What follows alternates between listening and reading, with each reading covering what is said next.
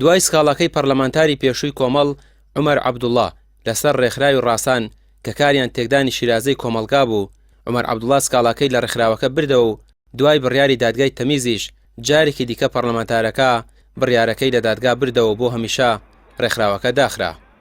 هەندێک چالاکیان نواند. ئێمە هەموو ئەو چالاکیانەمان بە دۆکیومنت و بە راپۆرتێک ئاراستەی داواکاری گشتی سلێمانی کرد لە 15/2/2021 و لە هەمان کاتدا لە 7/2/2021 ئاراستەی دەستەی سەرۆکاتی پەرلەمانمان کرد.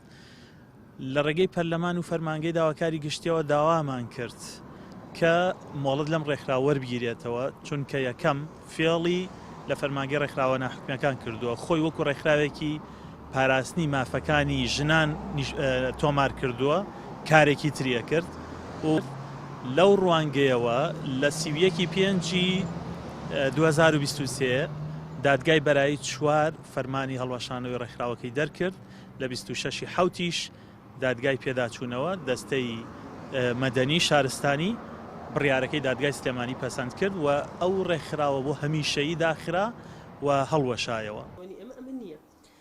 پارێزەری دۆسیەکە دەڵێت ڕێکخراوەکە بە تۆمەتی تێکدانی شیرازەی خێزان سکاڵای لەسەر تۆمار کرابوو، لە کاتێکدا بۆ بابەتێکی دیکە مۆڵەتیان لە ڕێکخراوە ناحکومیەکان وەرگرت بوو، سەرڕای ئەوەی زۆر هەوڵیاندا بمێننەوە، بەڵام کەیسەکەیان لە دادگا دۆڕاند.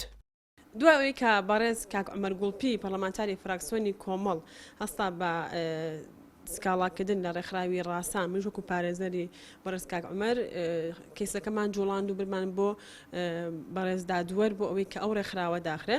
خۆشبەختانە لە محکەمی بەداعا کە بڕیادرا بە داخستنی دۆسیەی ڕێکخراوی ڕاسان و وەرگرتنەوەی مۆڵەتەکەی لە بەرەوەی ئەم ڕێکخراوە ئامانجێکی تێکدانی خێزان و بە تایبەتی دێت تێکدانی شیرازەی خێزان و کۆمەڵگا و تاکی هەیە کە مەش ئامانجەکە هەم لە ڕووی شەرعەوە نادروستە و حەڵاڵ نییە و هەم لە ڕووی یاساشەوە دژی نیزامی عامە کە ناتوانی کارێ بکەیت کە دژی نیزامی عام بێ. بەڵام خۆشبەختانە دادوەرە بەڕێزەکان بڕیارەندا بە کۆتایی داخستنی ئەو ڕێکخراوە و ئەو ڕێکخراوە جایەکتر ناتوانێت دەستکاتەوە بەکارەکانی.